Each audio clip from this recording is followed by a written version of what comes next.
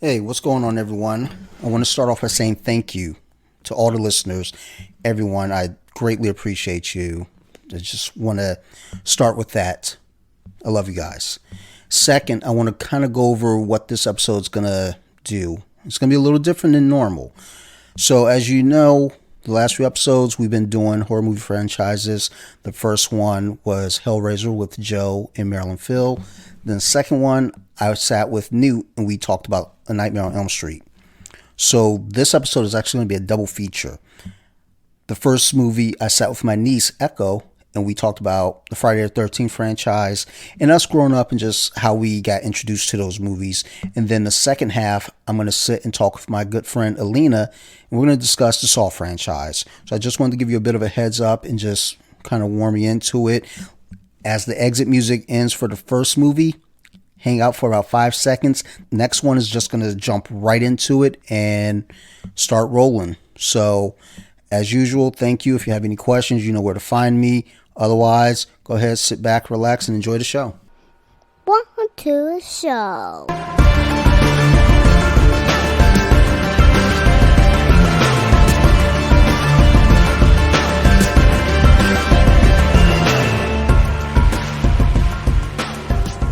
What's going on, everybody? Welcome back for another episode of Off the Mats podcast. And it's me, it's Dante. And if you've been present for the last two episodes, you know that it's October. We're talking about horror movies and franchises and whatnot. So the first two, we did Hellraiser, we did Nightmare on Elm Street, and now we're going to discuss Friday the 13th because why not? It's a classic. So my guest for this episode is a returning guest. It is my foster niece, foster cousin, foster family, Echo. Welcome back, Echo. How you doing? I'm great. How are you? Thanks for having me back. No. Thanks for doing this. I thought about it. It was like from last year. I was like, you know what? I want to switch people up. I want to do things different. Have some different voices. But then I was like, you know what? Let's just go with people that I know. That know the material versus bringing on someone and saying, hey, so we're going to talk about this, and they say they know, and then once they get on here they don't know. So so I'm glad you're available to do this, so thank you so much for coming back. So with Friday the 13th, as we were already kind of discussing before we hit record, Yeah. just talking about Friday the 13th, we're just going to do 1 through 4 because the others get a little, the first 4 is silly in itself, but after number 4, it just gets so silly that it's almost embarrassing. I mean, shit, we got Yeah. Jason in Manhattan. Yeah. Like, come on, dude.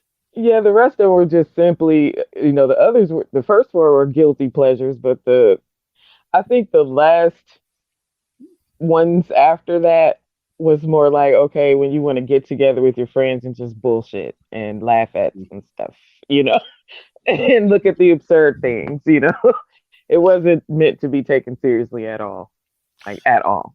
And if you were afraid of it, that was even more laughable. Like, So I I was very afraid of it as a kid. Like, well, as a kid, though, like a little kid.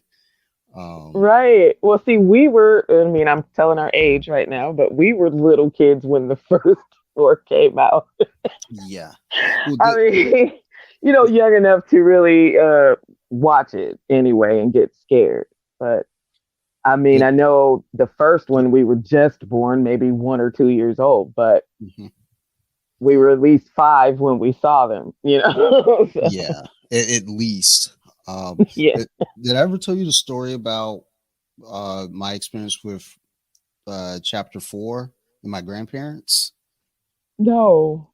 I don't know if I know that I've told this story. I don't know if I've told it on any of the podcasts. I'm certain I have at one point or the other. But when I went down to visit my grandparents in Delaware for just like a little, I don't know, I was a little kid. So to me, it could have been a weekend. It might have been 2 months. I don't know. I went to visit my grandparents though, and they would do Friday night, movie night. So they go to the video store, rent a movie, get some popcorn, get snacks and everything. It was real cute, and I was excited. So we go to the little corner video store, and my grandfather let me pick a movie,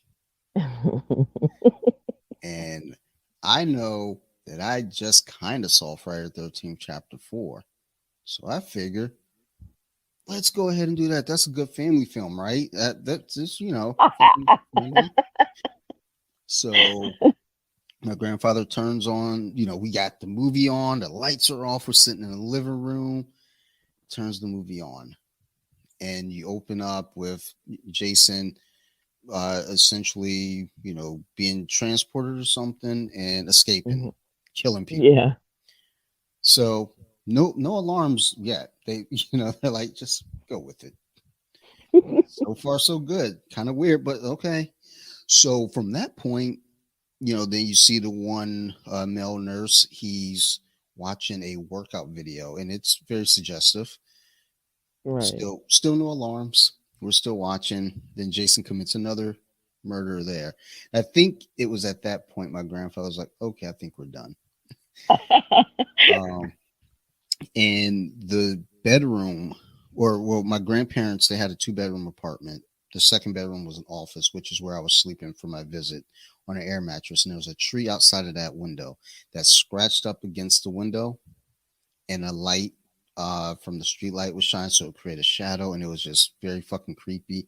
So the duration of the trip, I cried every night and asked my grandma to come sleep on the air mattress with me.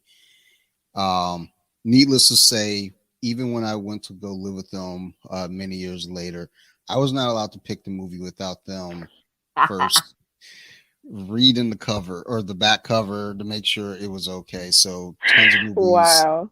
were, and it's weird because the movies I would pick would be like Bill and Ted's Excellent Adventure, which seemed harmless at the time, but I went back and watched that recently, and a lot of a lot of slurs in that movie that we definitely don't use these days. So, Right. but no one was being killed. So, Right. uh, That's the thing with my parents. Okay. I grew up watching horror movies. Okay. My mom loved horror movies my entire life. So it was like the norm in this house.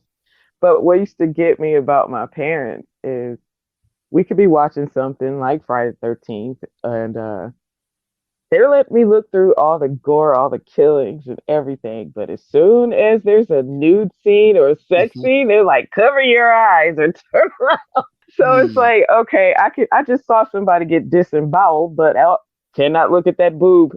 Don't look at that boob. You turn No, around. I think that was the thing for us as kids of the 80s, though. That I think that was every 80s kid. It's like, look, you can Yeah. watch somebody get decapitated, but hey, heaven forbid you see a titty. Oh no. They're like, don't look at that. But oh yeah, by the way, open your eyes up now. They're getting their eyes ripped out. It's cool though. But Right. oh no, they're kissing. Close your eyes. We know what that leads to. Like, that's weird because pretty sure if I see someone get decapitated, not that I wanted to go out and decapitate someone, but that's the kind of shit that I think Right. creates serial killers. Right. Like, oh, that's cool, but it's like, but don't look at people make love. Like, I feel like Yeah. that might be helpful. Like, oh, look, they care. Like, I don't know, but Right. but Man. yeah, like going through the chapters really, at least the first four, just having watched today because it was like I've watched them, over the last couple weeks, but today I was like, all right, let's do like kind of a cram session and just I watched the first one. I watched the first one. It was edited. It was Hmm. really fucking weird. I don't know how I found it. Because I own all of them, but I'm lazy. So Uh-huh. I pulled up streaming on Amazon. So I type in Friday the 13th, 1980. It comes up and it says it's on NBC. And it's like, whatever. I'll click on it. So I click, it comes on. I get a commercial wasn't disturbed by it. It was a commercial. Like, yeah, I might need to buy some new Glade air fresheners for the basement. You're right. Okay, thanks for the reminder. And then the movie's going, and I'm still not catching that it's edited until the kill scene with Kevin Bacon. And they didn't show the knife go through the throat. And I was like, Right. what the fuck am I watching? So, Yeah. um, yeah, back then though it was 1980, and it was coming off the, piggybacking off the coattails of Halloween, which was 78, and Black Christmas, which Hmm. was I think 76 or 77. Yes. So, and to your credit, you're pointing out that it's just another copycat of classic slasher films, or really those were the beginning chapters of slasher films. Yes. Yes. But it worked for them. The way they put it together, people ate it up. People ate it up. I mean, it was very entertaining to watch. Um, Yeah. I think the mother in the first one was the climax um, of the first one because she was really insane. She looked it. Now that Mhm. lady scared me. Okay? When I was little, I was afraid of her more Yeah, than I was Jason later in the later movies. It was his mom I was more frightened of. I think there's a genuine fear from that though, because with Jason, as you look at the series, he's this supernatural being who they're shooting him, they're drowning him, they're hanging him, they're impaling him with things, and he's still not dying. But you have a mother who really all she wanted was revenge because Hmm. her son, who drowned in 1958, Hmm. which is it's just 58, and I don't know when this movie is supposed to be taking place time wise, but you know, many years later, she's still. Damn, I don't even say this because that's gonna sound insensitive. Um, but she, it's scary because it's a regular old human that's Right. killing people, And and how she came off all milk and cookies and warm at mhm, first. That's the yeah, creepy part. she finds the girl. She's like, "Oh, it's okay. Like you're safe with me." It's like, Right. and, And you and would think you would be. yeah. I So mean, she's somebody's grandma. yeah. That's what she looks like, so Well, okay, I hold could go on. with grandma. Yeah, she gave off that feel of like this lady is safe. She's here to protect me. She, this Yes. is grandma. She's here. She's gonna help me. And nah, grandma was cuckoo for cocoa puffs, and Right. shoo. That's the creep factor right Yeah. there. So with the first one, so even though we were little kids watching that first one, when so as always claim, I'm a little dumb, and it took me many years for that to even register that it was the mom, even though I've seen it so many times. For some reason it never occurred to me like, oh, it's the mom that's the killer. Like, I'm so dumb. Like, please tell me you weren't as dumb as I was as a kid. You do this early on. um, I can say for a little while I was just as dumb. Mm, Being a little kid, still watching it, and they play it on TV. When you mentioned the edited versions, I can actually remember watching Friday the 13th on like regular channels, NBC or something like that. And yeah, I can remember still getting afraid of it, like about maybe 6 or 7 years old. And the lady was still, it still didn't dawn on me. Oh, yeah, it's his mom. That's right. You know, I didn't really figure it out or really just not forget about it until I was like maybe tween age, yeah, 10, 11, something like that. yeah. I feel like it might have been around that time for me. I want to say because I can't remember when I watched it again. Because again, once I went to my grandparents in '90, I Hmm.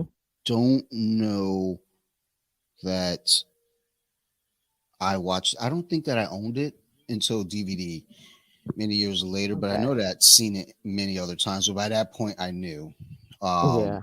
I knew what time it was. But also by that, even in my later teens, Scream, you know, had mentioned it as well. So I knew it well before then. But still, it's it's amazing how that movie, how that movie alone just kind of changed the tone of horror movies moving forward. Even though you had Black It Christmas and did. Halloween before it, Hmm.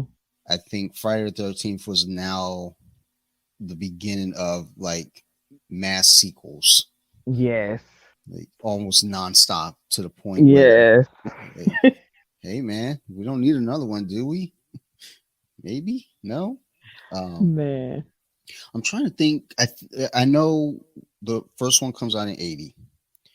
Uh-huh. So as I was looking at the other movies, I think number three came out in '82, which would mean number two came out in '81.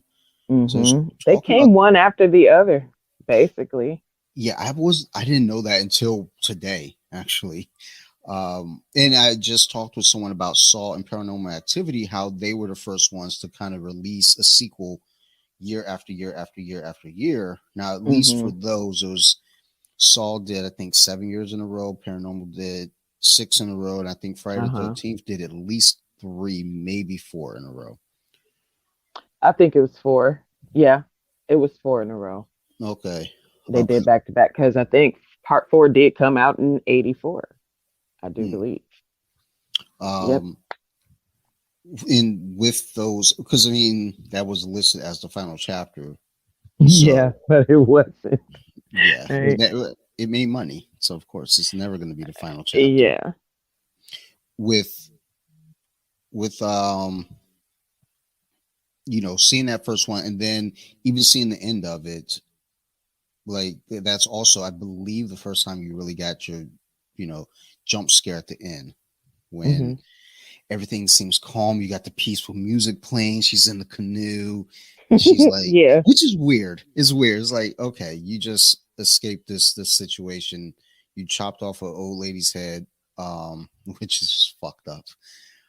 And then you hop in a canoe because that seems safe. I don't know because Jaws was a thing by this point, so I don't know. Right. Uh, Now that was terrifying, yeah, but that terrified me as a child.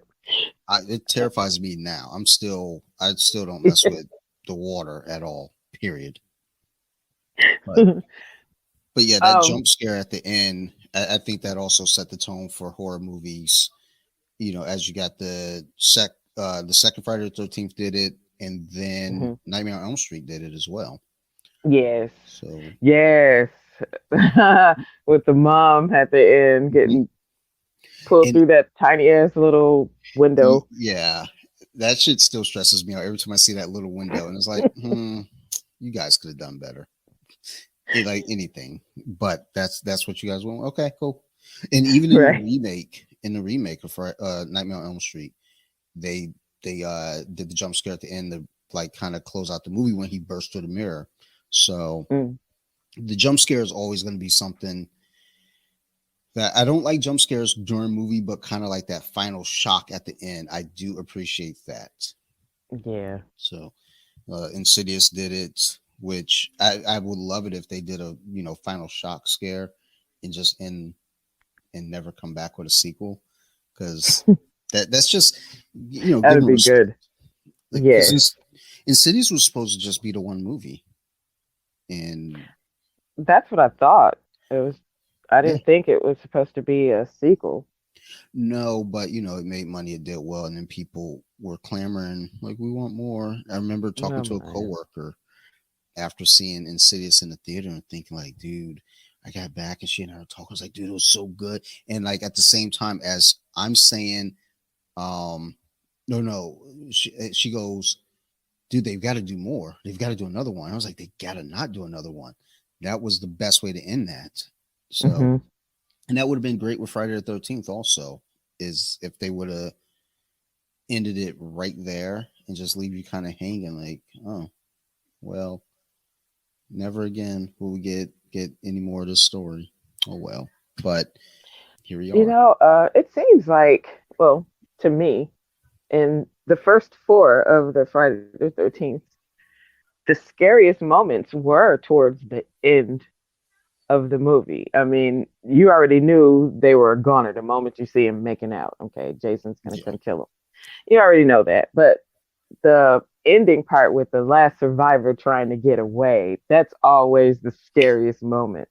Yeah. Um, the second one for me, the scariest moment for me was when she was hiding from him underneath the bed and a big ass rat, you Yes. know, then crawled under the bed and it was so real when they had her pee herself because yeah, Hmm. that was the most realistic thing in that entire film. Cause yeah, I Yeah. wouldn't know what to be more afraid of. That big ass rat or this motherfucker, you know, Yeah. coming to get me and shit. Like, so yeah, I would have wet myself too. No, Definitely. that's a true feeling there. Like at the in the second one, watching her, run around the camp trying to escape. There are a couple things that were silly. Like she goes up to this yellow car, the door is locked, so she's pulling on the handles, and she runs around to the side and kind of crouches down, and Jason runs by, and she's not at the angle that we're looking at it. We can see the front of the car where she's hiding, and her head is kind of poking above the hood of the car, and he Yeah. turns and looks and then turns away and like keeps running, and then no more than a second after he turns away she takes off running, and I'm sitting there things like, I get it, like this is still early times, suspend disbelief, we're all supposed to be stupid when we're watching this, but Right. you know it was like, dude, that doesn't work like that. He just turned around, he's not hearing her right now, but that was probably the most tense part of the movie. Well, it was definitely the most tense part of the movie when he's chasing her and she finds this little shack that she thinks, because I remember she runs up, she goes, help, someone help, and she runs inside and it turns out to be his little lair, Hmm. his shrine for his mother, which conveniently had, axes and machetes just lying around. Like this dude just sits around all day planning out his weapons. Yeah. And then there was like a barricade, like, because when she goes into the shrine room, maybe it's his bedroom, I don't fucking know. Like, it's weird it had candles lit. Hmm. Like I just now that I'm okay, let's not overanalyze this because I'm about to get real mad. Like it's like Jason just sitting there lighting candles and left him, so he's terrified of water, but he has no fear of fire. Like what the fuck is this?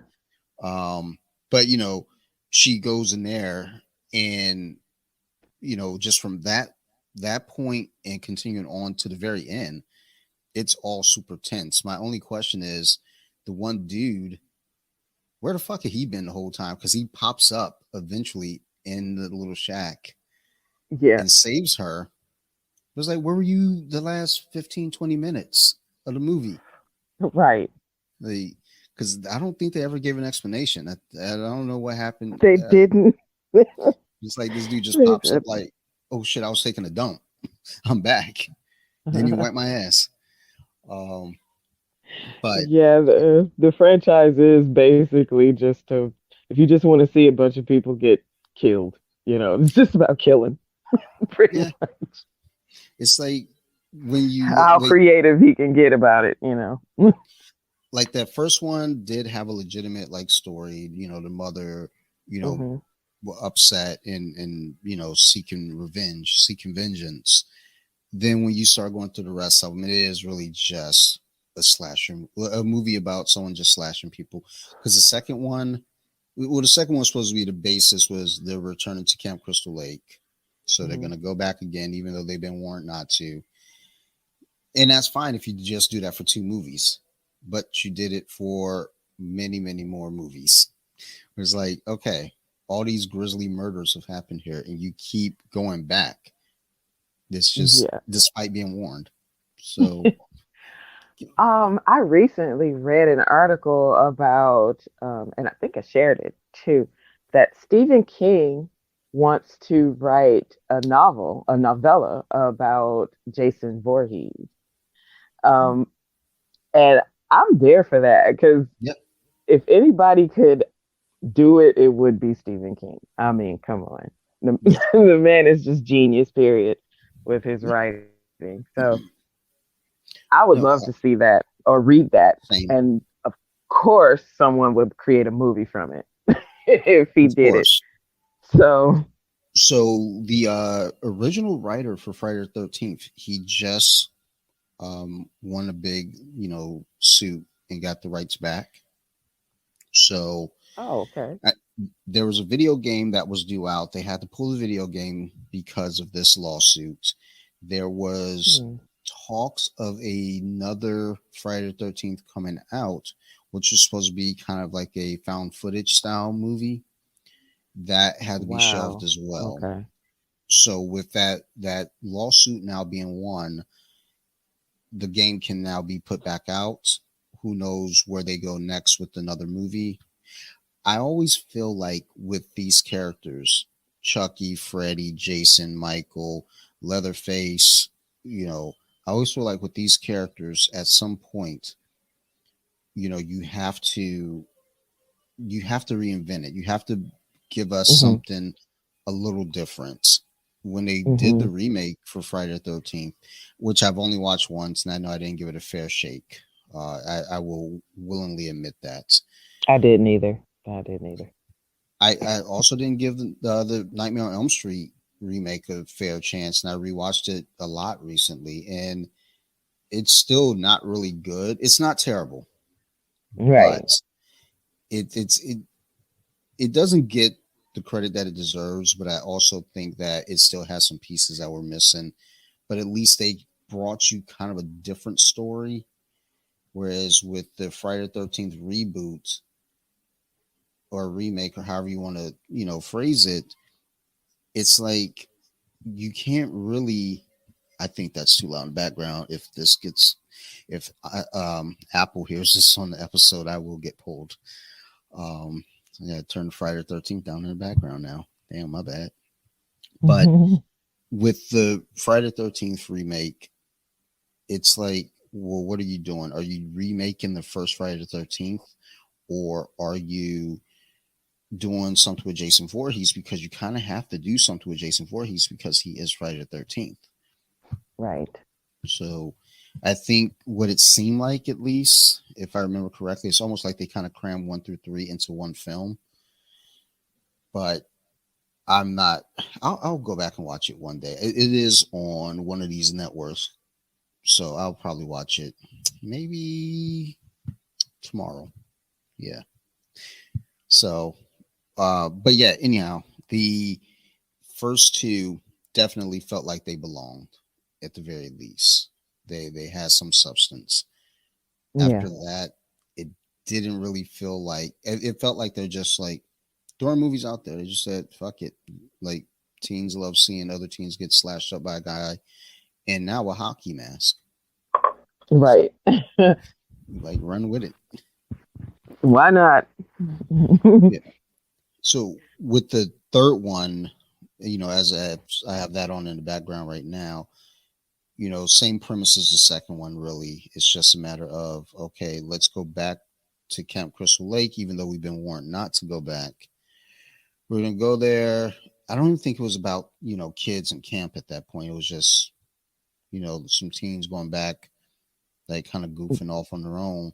Yeah. And once they get there, Jason comes up and Jason does what Jason does. He kills. And he also gets the mask in the third one. That is my favorite one, is the third one. And mostly because I got a chance to watch it in 3D. That's how it Yeah. essentially came out at the theaters. Um, Me and Mama, um, I think it was Sci-Fi Channel. Sci-Fi Channel, matter of fact, had just became a thing. Mm. Yeah, I'm that old. Oh my God. But anyway, um, it became a thing, and the feature film was Friday the 13th, and they were going to have it available in 3D. And Mama was so excited. She was like, I know you've seen it already, but you have not seen it like this, right? So we went and we got 3D glasses and we made a huge deal out of it. I mean, she cooked a big meal and everything for it. And man, it did add to it. It was perfect. The killing was perfect. Him coming out through the screen seemed like he coming at you. It was perfect. I really enjoyed it, and because of that, that has become my favorite Now, because of the 3D jealous. factor. Like, I wish I would have seen it in 3D because, like, I can see where the like when I'm watching it just regular, I can see where the 3D effects were supposed to take place, Uh huh. but you don't get the same effect because it's just regular ass TV. So it's like, oh, okay, I see you 3D, but it's not 3D. But that's cool. Like I don't know. I'm jealous. Like really. I think the only thing I've seen in 3D was fucking Avatar, and I got a headache. Like I was mad. I was like, "Fuck this movie. I don't want to see the next one either." Like Right. my head hurts right now thinking about Avatar. And I'm pretty sure that Oh was the wow. first Blu-ray that I bought was Avatar. I never even watched it. I just bought it because I spend money. I can imagine that could give you a headache because all of the colors and everything Hmm. in it. Yep. Yeah, I can see how that. Yeah, I never tried to watch that one in 3D. I didn't even know it was available in 3D. So So, so we went to the theater and saw it there 3D, and this was when I wasn't wearing glasses. So I oh, the 3D glasses for however long, like 2.5, 3 hours. It was really heavy.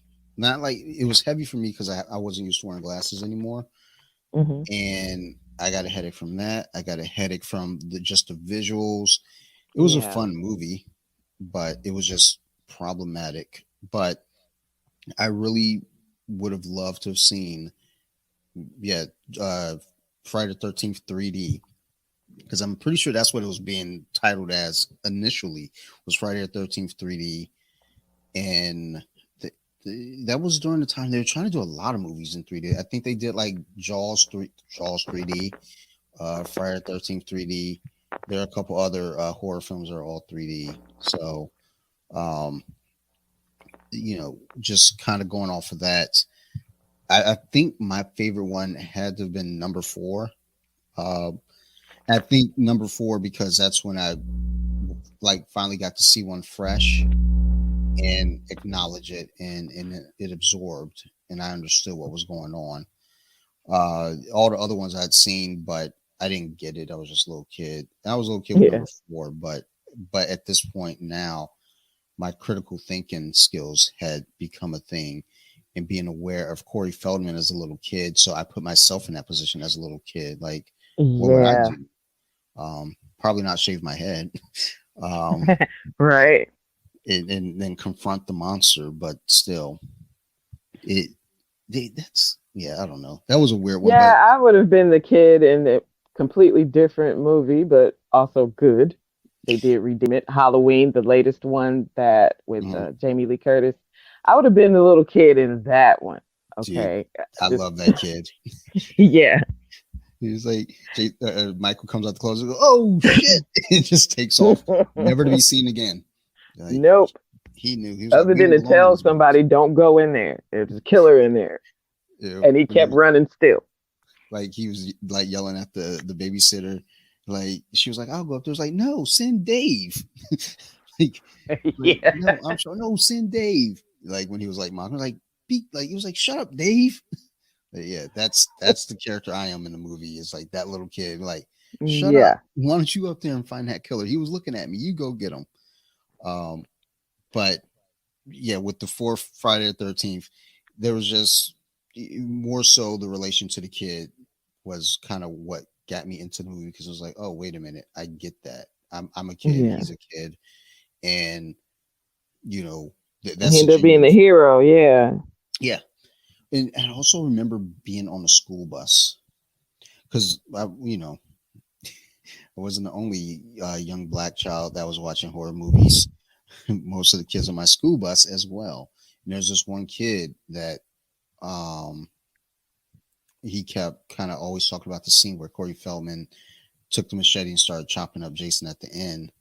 Yeah. And I had this strong visual in my head that they were making Jason blocks because this kid kept saying Jason blocks, Jason blocks, Jason blocks. So that Corey Feldman, takes machete and starts chopping at him, but it's like he's not chopping them up into little dicey blocks. But as a kid, that's what was in my head. So when they made another Awesome. one, I always wonder like, how are they going to make another one? He's like pieces of blocks right now. You can't do that.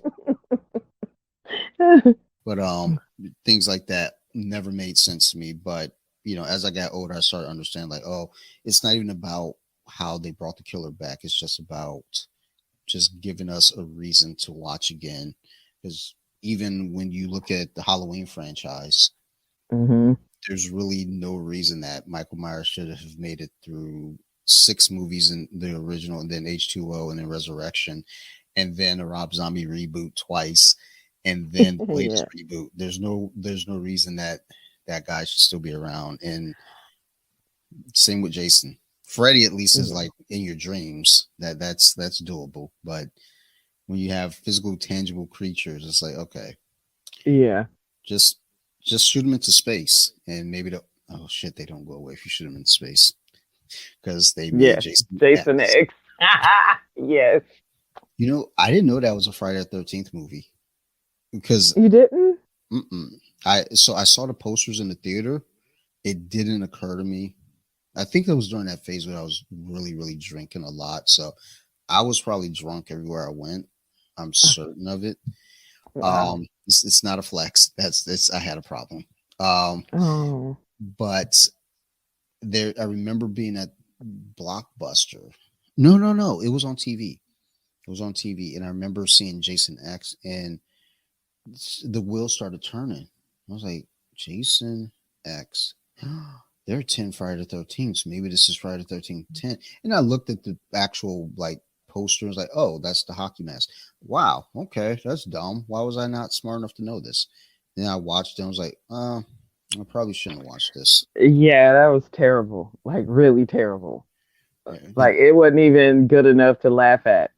I mean, that was like awful.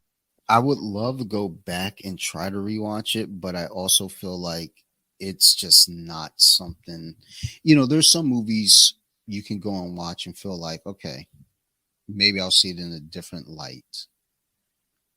But I don't know that Jason X is one of those. Right. Um, Like I recently found Critters. You remember Critters? yeah, yep. I loved it. It was ridiculous, but I loved it. Even going back watching it again, oh man, I had a field day just laughing at it, and I showed it to my daughter. I always do that with her. I would go back and find the B-rated or the Yeah. low budget films, and like Jada, this is another movie I grew up checking out. Look at this, and she feels like our generation had awesome content to look at. Like Good. Good. she does. She's like, I'm so jealous. Y'all had awesome cartoons. You had awesome horror movies to look at. And I was Well, I like, wonder, yeah, I could say we did, even though they were crap, some of them. Still was fun. I wonder what that's like though, being, the newer generations. And when I say newer generations, I'm going to say anyone who became aware of horror movies after 2005, what Okay. that's like. Because I was just talking about this on the last episode with my buddy about Nightmare on Elm Street and Halloween, even. At the time that these movies came out, the world was a different place. hmm So to see a slasher movie was kind of a different feel because we hadn't seen anything like that before. We hadn't even seen anything like that in the real world. Even though in the 70s you had your run of like, serial killer, Son of Sam, Ed Gein, Ted hmm Bundy, things of that nature, that still wasn't, you know, it still wasn't a tangible thing to us hmm versus you get to the 90s even. And well, no, we'll go with the 2000s. You get to the 2000s and it's like everyone's seen it all. So how do you scare Yeah. those kids from that point? Yeah. Um, you had movies like Final Destination, which were good concepts. At least the original one, maybe even the second one, even though the acting was horrendous, but the concept was still a good one. And hmm then I feel like after that, horror movies just took a real dump. They Yeah. just went almost kind of went. They're still making them, but they weren't. there wasn't anything that you would feel like, oh, this is something I would recommend versus, where you get something like Scream. When Scream came out, Scream was so good and it revitalized the horror genre. It Yeah. felt like you had Scream. I Know What You Did Last Summer. Yeah. Was it Lost Souls? Something. There are a lot of movies that had all like these teen stars up and coming, and Yeah. then even from there, it kind of died off again. Going into the 2000s until we get Paranormal Activity, The Conjuring, Insidious, Sinister, things like that. And now I feel like we're in another dull period of horror movies. Maybe it's arguable. I think stuff like Hereditary, stuff like that. It's relevant and it's decent. I think the movies like Hereditary and Midsummer, I think he's going the right direction with the horror genre because I think there's still a lot more that can be done with the monsters. But someone has yet to make that better. I'm waiting, but Yeah. as far as making people think, I think that's where you have to go nowadays because look at the state of the world for one. You can't write anything more horrifying than what's actually happening. I mean, it's kind of hard to top what's actually happening. Reality is frightening right now. So yeah, I guess the only way that they're going to actually scare anybody is to work on like psychological thriller, something that's going to make you think about things to make people. Yeah. That's the only way I think they're going to frighten anybody today. Well, that's where I think, a movie like Hereditary comes into play, or Midsummer, or even Saint Maud, which I wasn't crazy about Saint Maud, but I get where they were going with it. I get the gist of it. It wasn't for me. But when you look at where they went with, a movie like Insidious or Paranormal Activity, the thing that I like about both those franchises, as far as what's the scary, it wasn't that, like with Insidious, they thought it was the house, and they're like, no, it's not the house that's haunted, it's your son that's haunted. That's a new concept and kind of fucked up, because it's like, well, how do you escape this? How do you get by it? Yeah. I would love it though if they brought back, we need a good Wolfman. I haven't seen a good werewolf movie in a long time. No, we haven't. And I'm back writing again finally. Nice. I've been on a hiatus, with work and taking care of my mom and everything. I can't really find the time for myself to do anything. But I have one work that I was working on called Just Call Me Lily, that's based on Lilith from the Old Testament, Adam's first wife. It's based on the lore behind her, and it's set in modern times. I kind of re-edited everything because I was reading back on it, and I'm like, it's got the creep factor, but it doesn't have the, oh man, is it really going to frighten anybody? So I went back and I kind of changed some things up, but the reason I haven't uploaded the whole thing is because I'm trying to figure out how to market it without being flagged by Facebook, because they really been on a rampage lately, And like I just got flagged recently because I made a joke to someone on a post that I put, asked me free bad advice, and they flagged me on there because of some bad advice. But so I'm like, okay, they would definitely flag me for this because it's a lot of, it's like a shock erotica / horror film. So horror story. So yeah, I would definitely get flagged for that. So I'm trying to work on something else to kind of get it marketed so people can go to Wattpad and check it out. Sure. But I know everybody has Wattpad, so I'm trying to figure out how all of my followers that I've already had, how they can continue the story.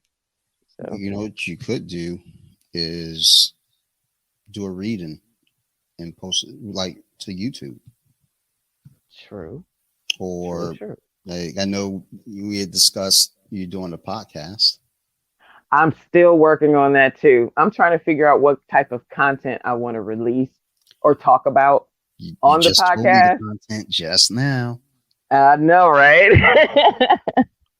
Yes. I have a lot that's been on my mind, so I do have some material to discuss on a podcast. It's just about me finding the space and the time Sure, yeah, to yeah, be able to do it. Because even with this, I came close to almost canceling, and I was like, no way, no way. Okay, I wanted to do this. I'm gonna do this. My life is always so super busy, sure. I get you. I mean, that's the so thing super too busy. with even the idea of doing the podcast, because I remember we had talked about it a while back, and it's just I someone else recently asked me about it, and I know I explained it in a way where it's like it's probably not as complex or complicated as I make it sound, but I think I say a lot of words to get to one point, and I probably only need to say like 3 words, and I'd say like maybe 75. So, but it still does take you some time to kind of put things together for even a podcast. But I would say honestly, just get your thoughts together. Hmm. When you get some time, just sit down and just record yourself reading. And then when you get some more time, pick up again from there, continue reading, and get some more time until you get done, and then drop it on YouTube. Like, here you go, Absolutely. bitches. Like, come listen to this. Y'all gonna love it. And let me know. I'll post the hell out of it on my Instagram and talk about it here, because that's the Awesome. thing. Like, creativity needs to be there's so many creative minds out there, and I think what ends up happening is life. We get stifled, and Yes. Yes. just we never have time for ourselves. So Yes. Even my daughter has gotten on to me and said, "Ma, you do everything all by yourself. You can't do everything. You have to take some time to cater to what it is you want. Don't yep, worry about me." She will literally tell me, but she's my only daughter. So anything that's going on with her, I'm going to be front and center. I want to be involved. sure, absolutely. I can't Yeah. help that, but she's right. She's an adult now. I need to back off just a little bit, though. Just a little.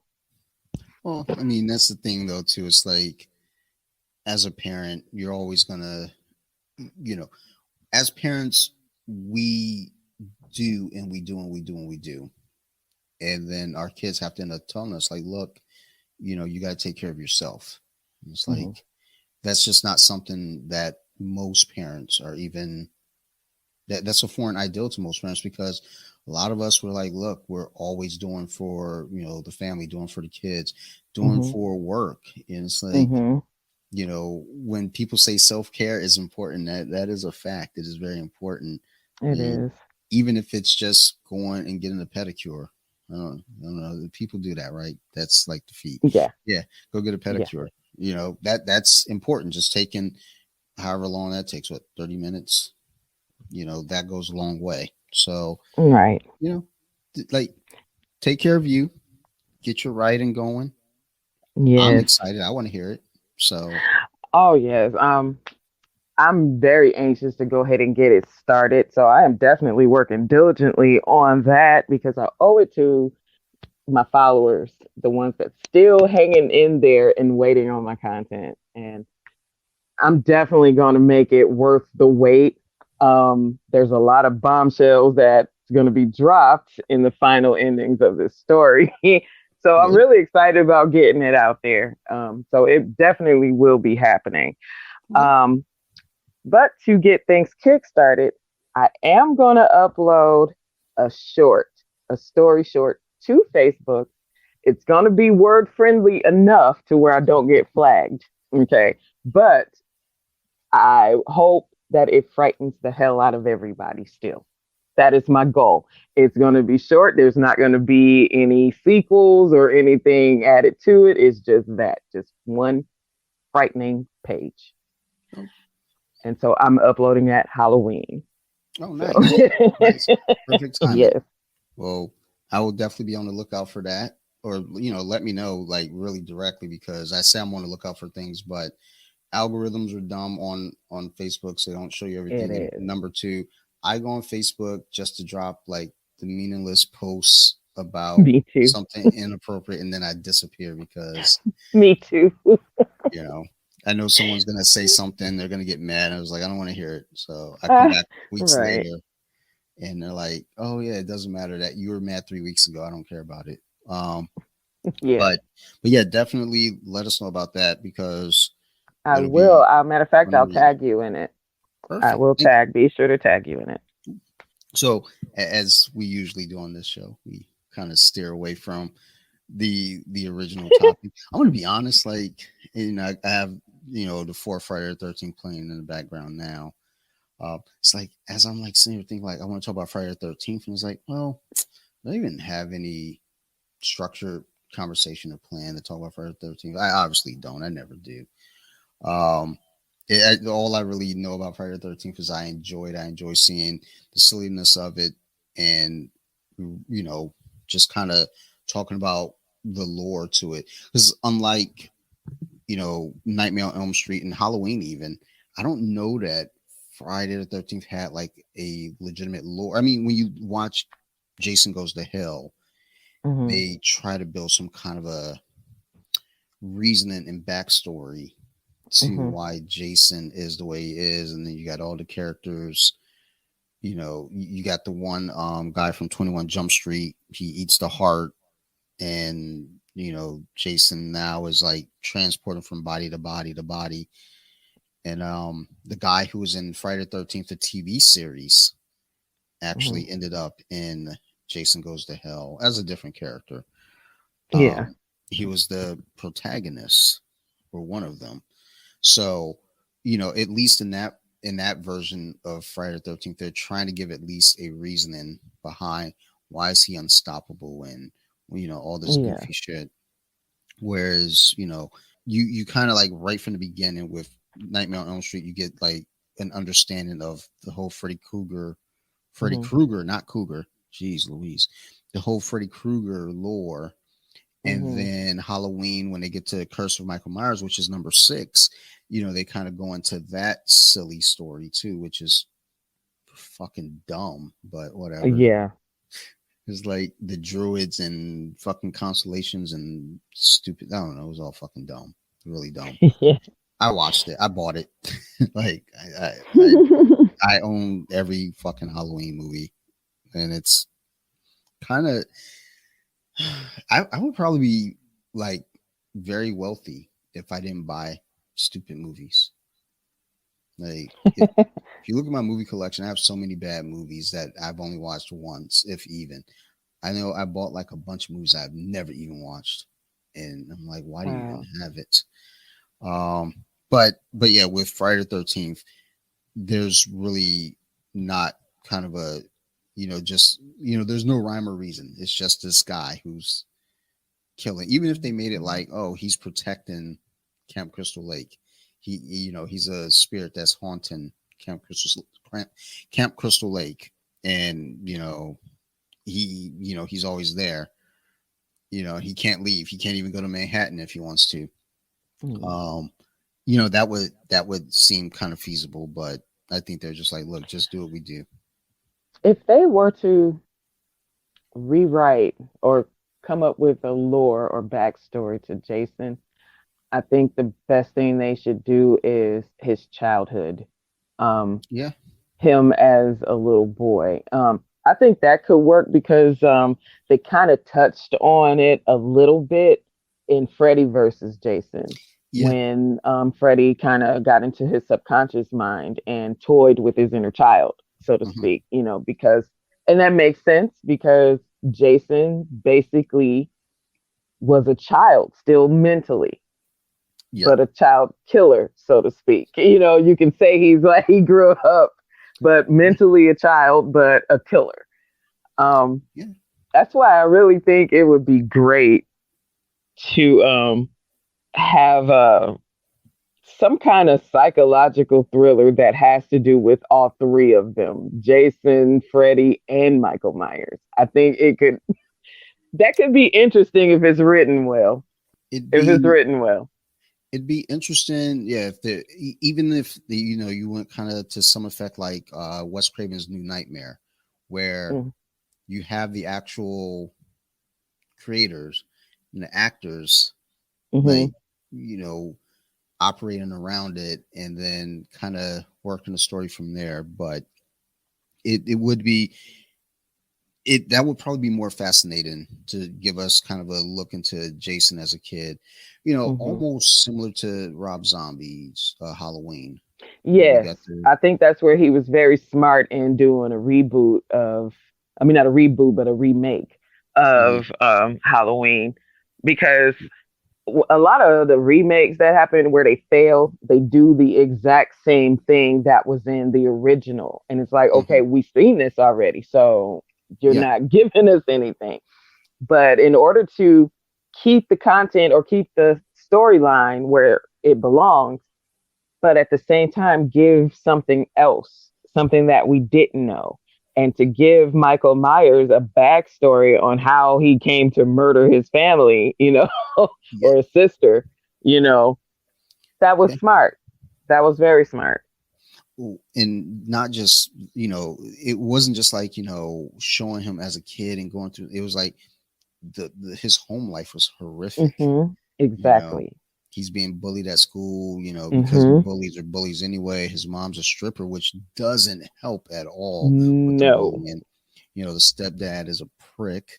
Mm-hmm. His sister, is, just I don't want to say horrible, but, she's a teenage girl and, she's like, just being a teenage Very girl. misguided. Yeah. Um, Very misguided.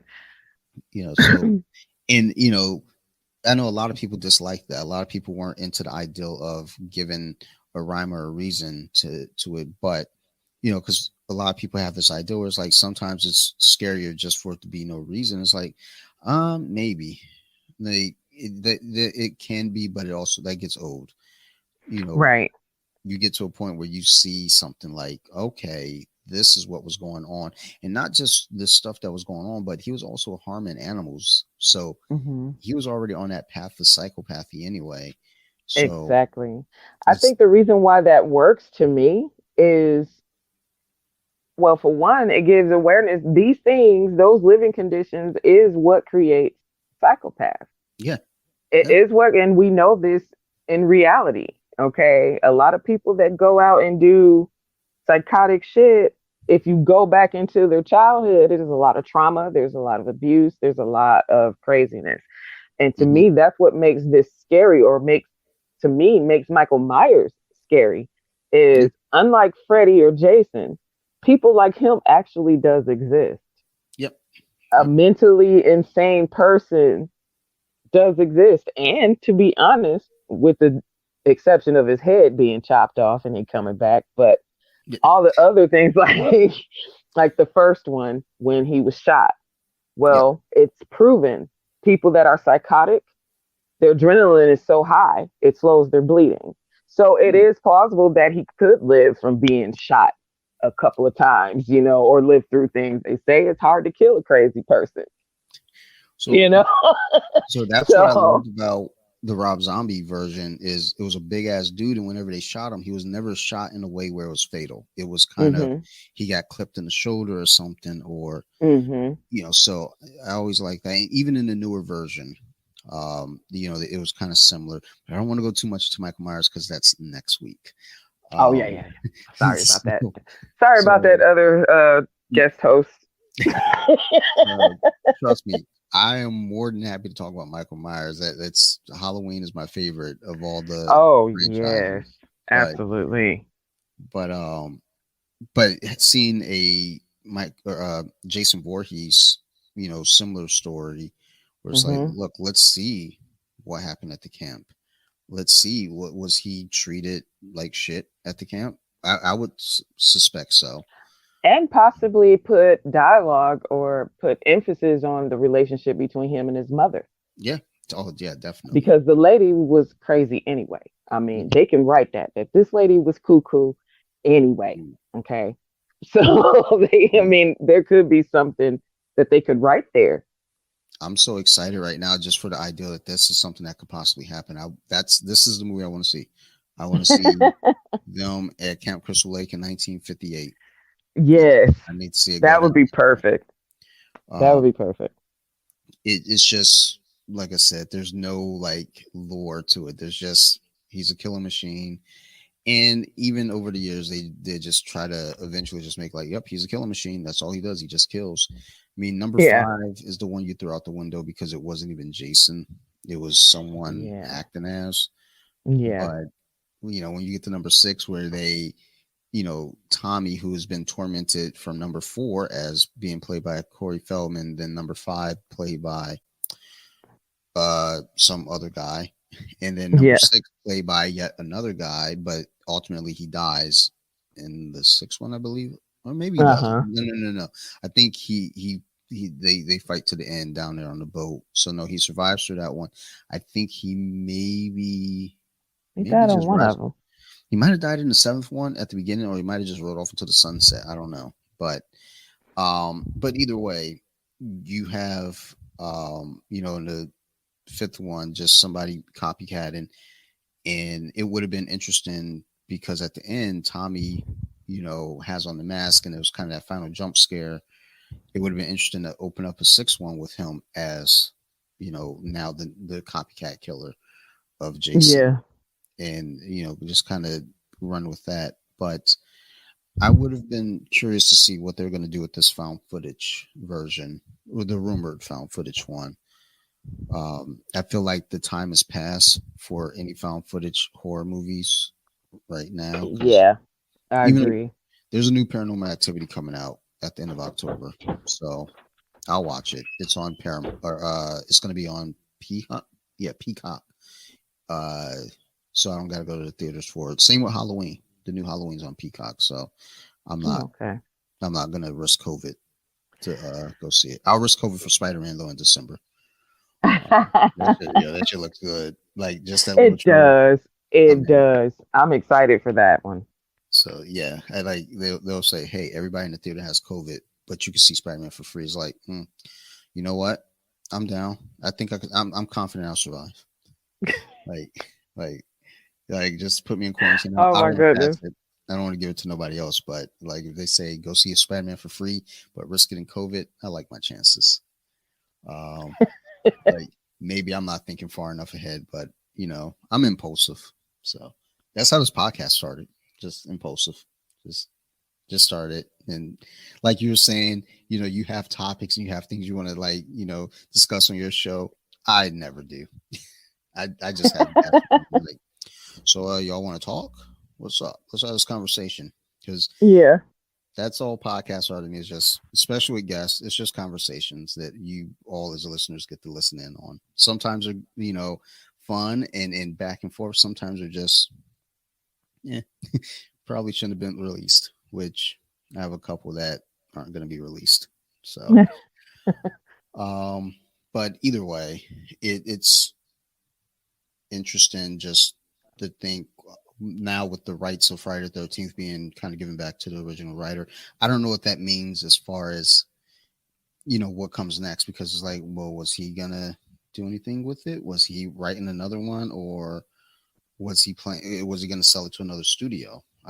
I'm just not sure what the end game is there. Yeah. But I'd be curious to see another Friday the 13th done kind of in a proper context. It's just that with this day and age, you have to really you have to deliver that movie a little differently. Yes. Because slasher stuff isn't as scary anymore. No, not at all. Not at all.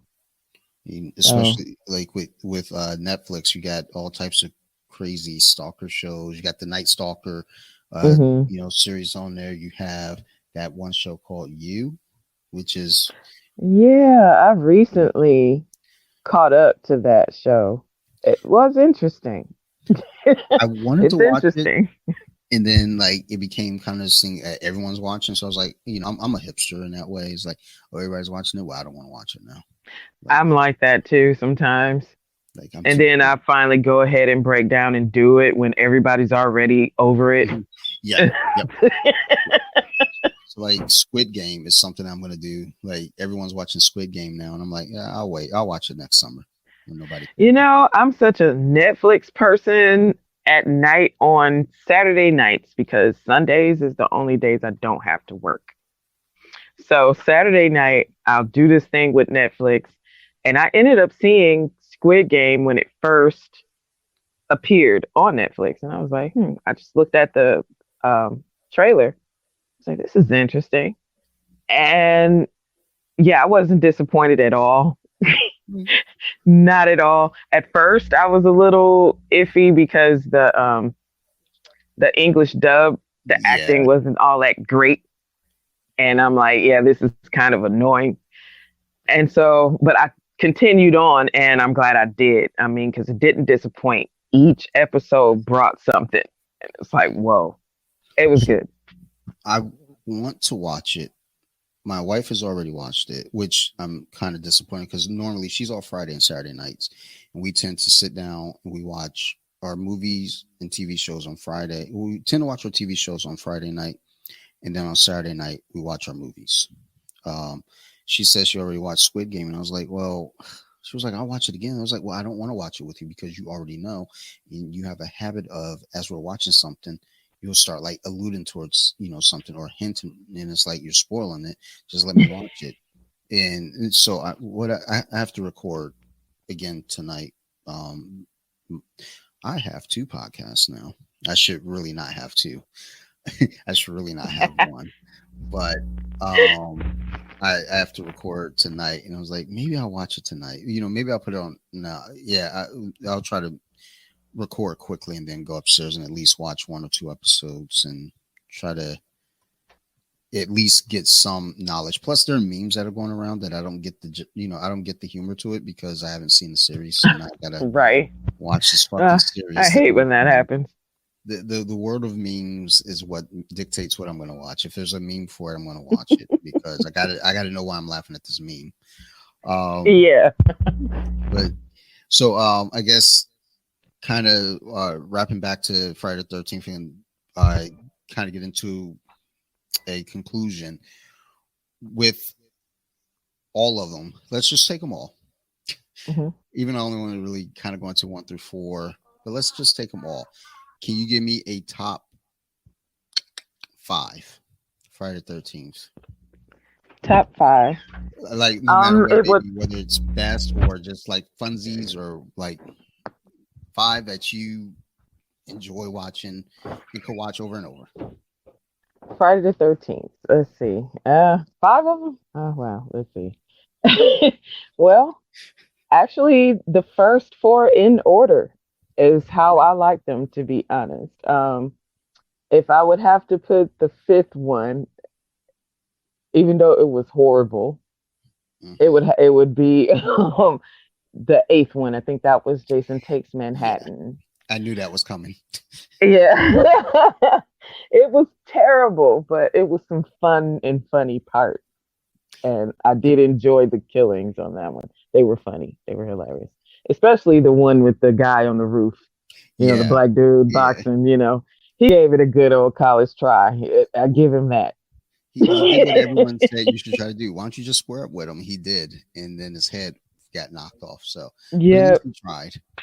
yes, he tried. He Um, went out fighting. There you yeah. go. Like I would probably, if I had to drop an order, I don't know. I love number 4. I think again because just a kid being in it and relating to like me being a kid watching it. Number Hmm. 3 is definitely on there too because that's where you get the mask, but Hmm. also watching this franchise.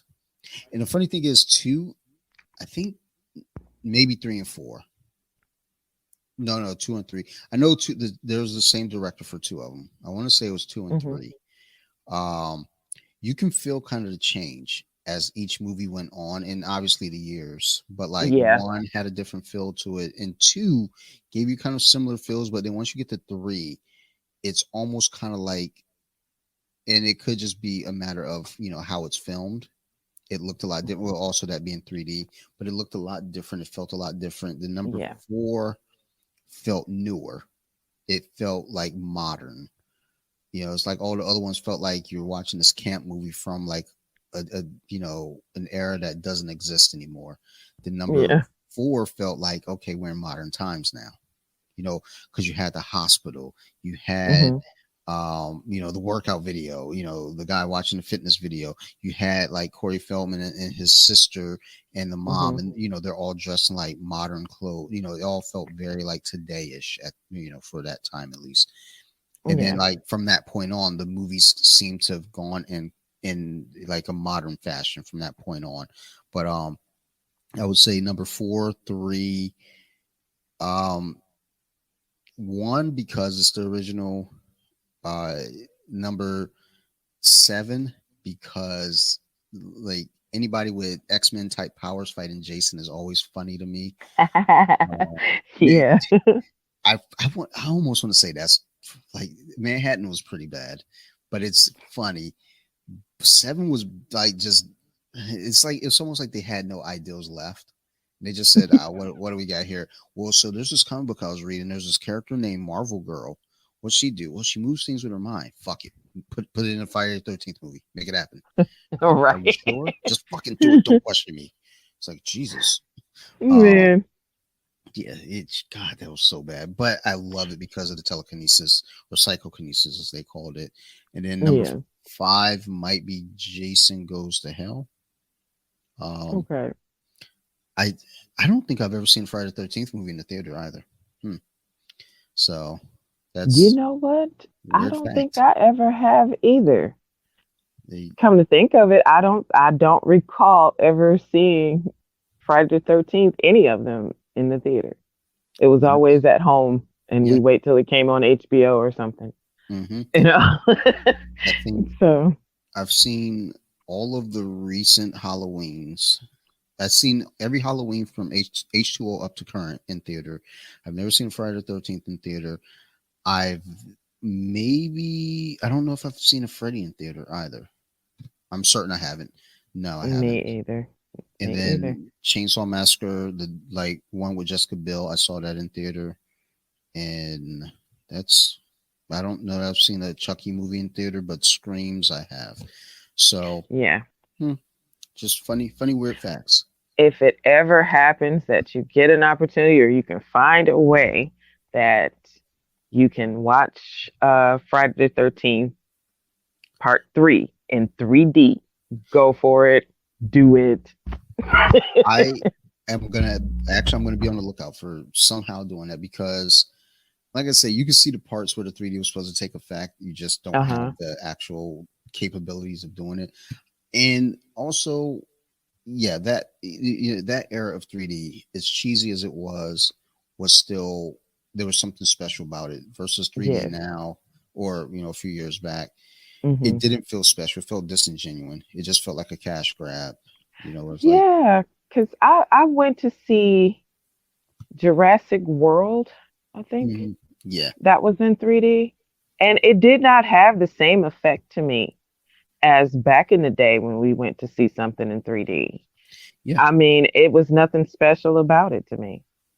no, and that's the sad thing about it is like it just didn't have anything unique to it. It was just here we're just throwing the pictures at you. I think Man of Steel, that was in 3D. We didn't see it in 3D, but when we were watching it, we were like, and this is where the 3D effect would have taken hold. And it's only at the end when Superman's fighting Zod and Mm. there's this tentacle machine. It's like that's why they did it was the tentacle machine. Nothing else was worth the 3D.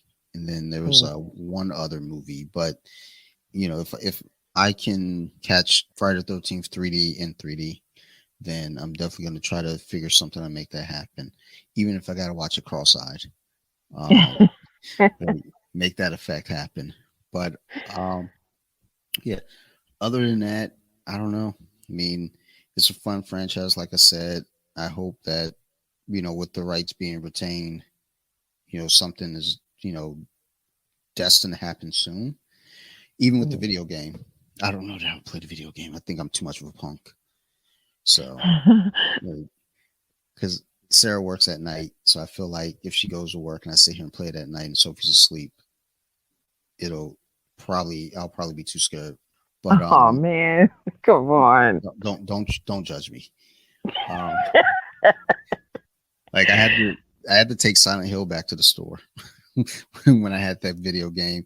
I was like, nah, I can't do this. And then Resident Evil, so I was like, nope, I'm just gonna go ahead and play Madden. Ain't nobody trying to kill me in Madden. You know what? Just hearing you, I know for a fact in our teens, you would have thought I was such an ass. Like, I am such an asshole because my favorite thing to do is to prank and scare people. I love doing that. And if you were my friend, oh, I definitely frightened you. I mean, that's how I showed you I liked you. So I would have been fine with that because it would have been a game for me. Like, it would have just been a one-up game. But that's the thing. Cool. It's like now I'm like, and even now it's like I'm into it, but it's like playing like those video games because I'm dumb. I'll play them in the dark, and I'm sitting here in a quiet Yeah, room, you're supposed to. and it's like I'm just sitting there, and something jumps out at me. I'm like, I don't want to do this anymore. I'm gonna go ahead and play football. Throw 5 interceptions. But either way, hopefully, they can get this game back out there for people to play, and the Friday the 13th franchise can live on, as whatever they want to do with it. But on that note, though, we're gonna go ahead and wrap up because I ran out of stuff to talk about with Friday the 13th. I don't ever do an outline. This should be kind of that clear sign that I should start doing the outline. Because I was actually going to text you earlier and just kind of like give like kind of a little mini outline. I was like, nah, I'll be all right. And then I took a nap on the couch, and then that's when I woke up. I was like, oh shit, it's 5 o'clock. All right. Well, and I was like, she didn't send me a message, so she's probably not even on. I turned on the broadcast and I was like, oh shit, she's there waiting. Fuck. All right. Just go. Just do the thing. But thank you for doing this, Echo. It's always great having you on. It's always great just talking with you, period. I miss you. I miss our childhood. So I know we had so much fun as kids. Like, this is fun. And even though you got a busy schedule, we got to find another way to get you on here. Like when you get back to writing and fully getting everything completed or close to completion, come on. Yes. We'll talk about it. We'll promote it, and get the listeners involved as well. So absolutely, I'm looking forward to this. I'm looking forward to all of this, and I do intend to have all of this done before this year closes out. Excellent. I'm determined to make sure that happens. And so, all right.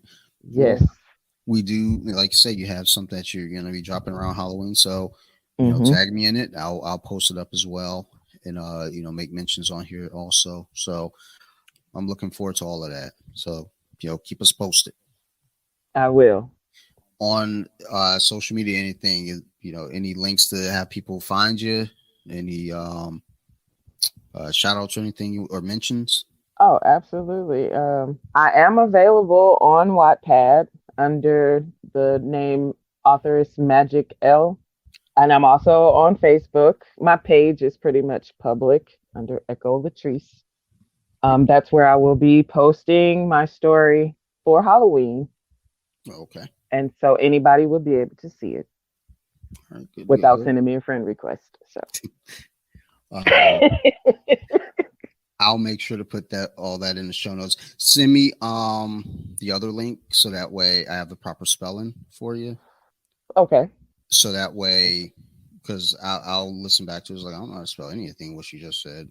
It's like, I know how to spell her name, but I know how to spell Facebook. So that way I can put the notes in there and people can find you and check out your material.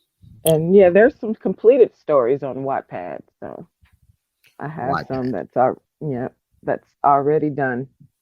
Okay. All right. And they're paranormal fiction as well. I would expect nothing different. Yeah. It's funny because like always thinking, I was like, when I think about like my childhood and like just people I knew growing up, it's like, okay, who are the kids that would be considered the creepy kids in school? Well, me, Echo. There's not really many other kids that I went to school with that I would say were the creepy kids. We were creepy Right. kids. We It's were like the creepy kids. in the craft when they're about to get on the bus and they say, look out for weirdos or whatever. And then the Yeah. one kid put it on glass like, we are the weirdos. That was us. So Yep. Absolutely. all right. So in closing, as usual, everyone who's listening, thank you so much. I do appreciate you as listeners. I do appreciate, the constant support from everyone. Just it's nice. So thank you. I appreciate it. If you all have any questions, concerns, always feel free to reach out to me. Ultimates Podcast on Instagram, bjj.wiki on Instagram as well. Both those are also available on Facebook. And email. You guys email me. I put it in the notes. I'll never remember the email. I think it's ofthemats2020@gmail.com. But if you got any questions, concerns, want to be a guest, feel free to reach out to me at those platforms. I'm a friendly guy and I, will always listen to everyone. Also, big shout out to Armbar Attic. Eric and Allie have a great setup going on over there. I got a couple t-shirts from them and a rash guard. Love the quality. So go over there, check them out on their website as well, Armbar Attic, and also follow them on TikTok and Instagram under the same name. Also, big shout out to Compton Social Club. That's my other podcast with my buddy Steve. That drops every Tuesday. This drops on a Monday and that drops on a Tuesday. So, you get a double dose of Dante for the week if you really want that. I don't know if you do, but go check it out. And then last but not least, big shout out to Nerd Rage Radio. Bobby, Joe, Chris, great guys over there. Got me started with podcasting. Marilyn Phil, who also occasionally pops up on Off the Mats with me. Everyone over there, thank you. Love you guys. Otherwise, you guys keep listening and I will keep making these shows. Thank you all. Love you and ciao.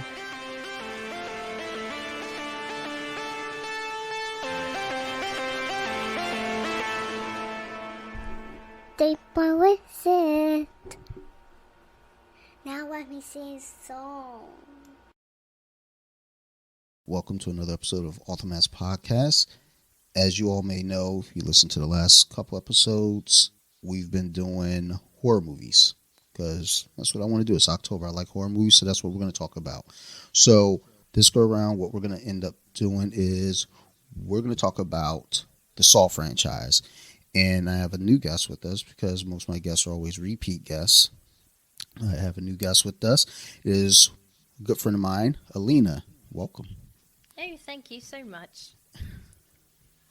So, with discussing the Saw franchise, I mean, really, we'll probably talk about most of it, but the main focus here is 1 through 3, 4 even. It's because at a certain point it got a little... It kind of went off the rails. Yeah. It got lost. Well, like, the first one, when they made the first one, it was like, it was genuinely scary to me. Like, people always say like, "Ooh, this is scary." No, the first one was terrifying. I remember my sister and I watched it. I think we got it at Blockbuster, which is interesting because Blockbuster, I think there's like one left in the entire county. No, that was probably the very last run to a Blockbuster. Yeah, and like y'all walked in there like, "Ooh, yeah, people." Yeah, no, that was had my Raisinets. She had Skittles. We were sitting there watching it, terrifying. And it just, thinking back on it now, it's like, okay, from a doctor's perspective.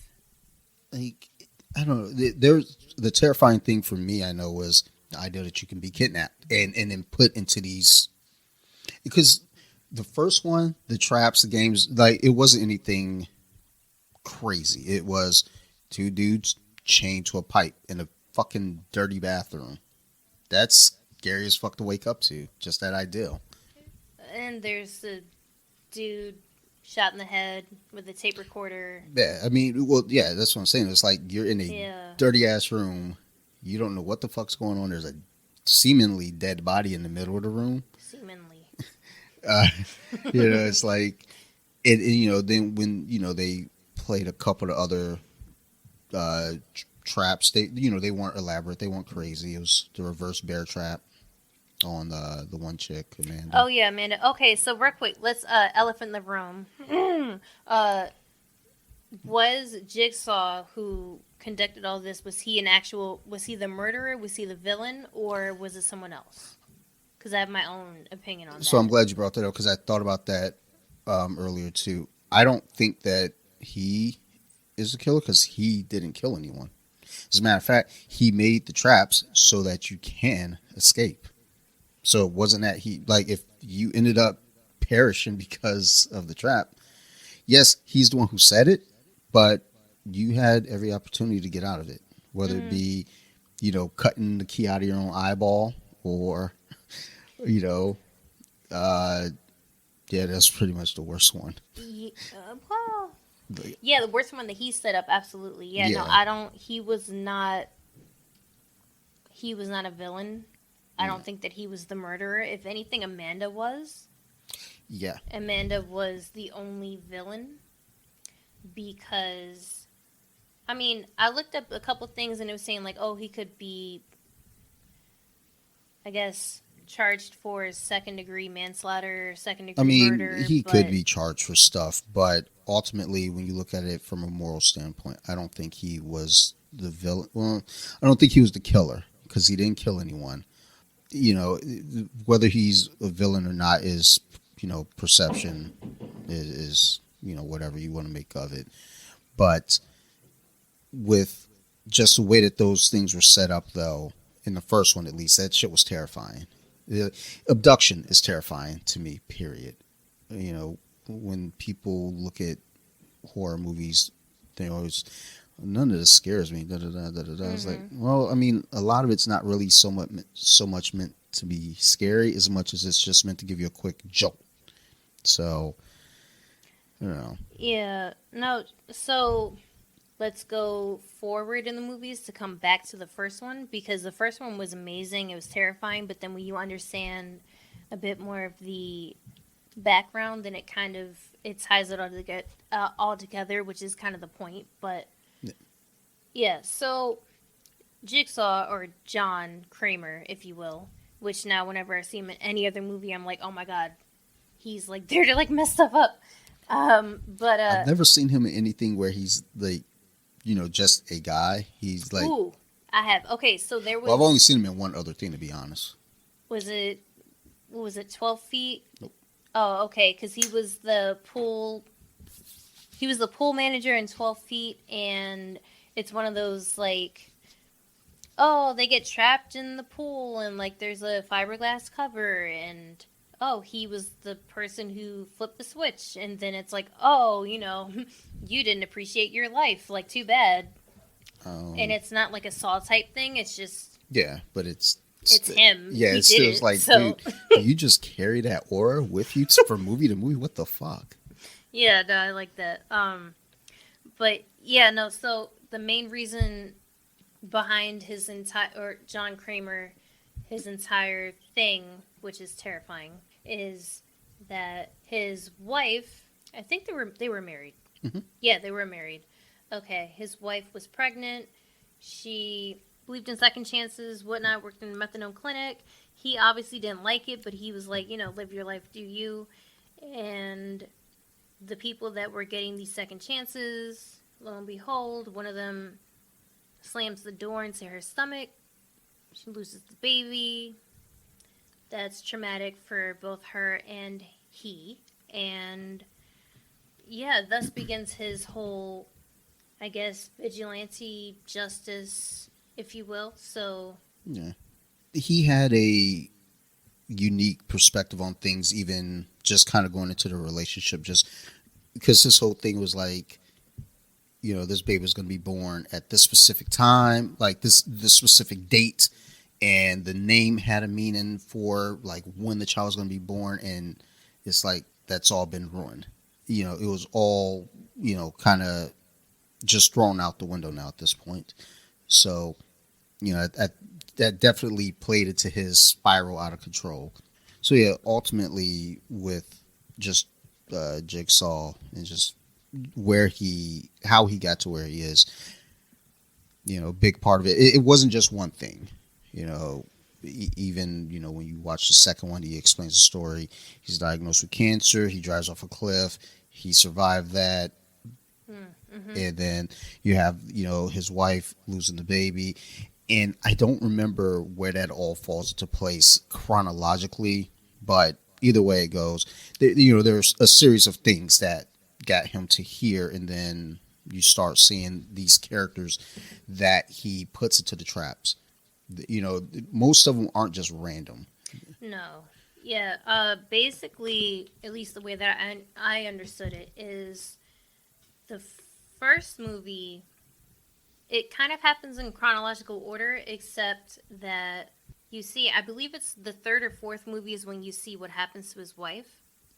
Fourth. Fourth. Okay. So that's technically what happens first, and then you go to the first. So, okay, you go Well, to. when I'm saying I'm talking about like the cancer diagnosis versus like Oh getting yeah, married. yeah. No, I don't know that when all that happens happens. after his wife loses the baby, Okay. and that also happens after he begins his revenge plot. Well, it's not even a revenge plot. It's really just, my wife believed in second chances, and we wanted. With him, a big part of it too was, at least this is what's said in the second movie, testing people's will to live, which is just, I get that, but then when you start looking at kind of some of the other things, it's like, I don't know. I guess it's like when you take the second movie, everyone that was in that house had been incarcerated for some reason, and the connecting factor was the little boy Danny, his dad was the officer who arrested all of them, but on some bullshit charges. So it's like, okay, Yeah. so there's some inconsistency with, but also to be fair, that second movie is the second movie, so you still haven't got a footing yet as to where you're going. Once you get to the third movie, it starts to really become its own entity. And also, the second movie was rewritten because when they were greenlit to make a sequel, they didn't really have a plan. So there was a movie called The Desperate that a writer knew one of the cameramen, Yeah. and he was trying to find a way in. The cameraman was like, "Here, bring this, to these guys." They look at it, they're like, "You know what? This will be our sequel." And they they retooled it. So I don't know what was kept from that original and then utilized later on. But once you get to the third one, you start to really get the mythology of the Saw franchise really growing. So it's almost kind of like anything that was said in that second one, like you can probably just throw it out the window. Like, Yeah. Yeah. No, I mean, if anything, the real, I guess, villain was Amanda, definitely. because, like Jigsaw or John. So if we want to go down this rabbit hole, okay, so loss of a child leads to trauma, marriage relationships dissolve, you take life for granted. Even that new Netflix movie with, oh my god, the fat funny chick from Bridesmaids and the cop from Bridesmaids. It's loss of a child, and like she's like still living her life, and he like tried to end himself, and he's in like a mental institution. But anyways, no, like, okay, so Well, and not only that, I mean, people will listen to this and they'll have their opinion. I feel like most people that look at things in an open mind, they understand that John wasn't the killer.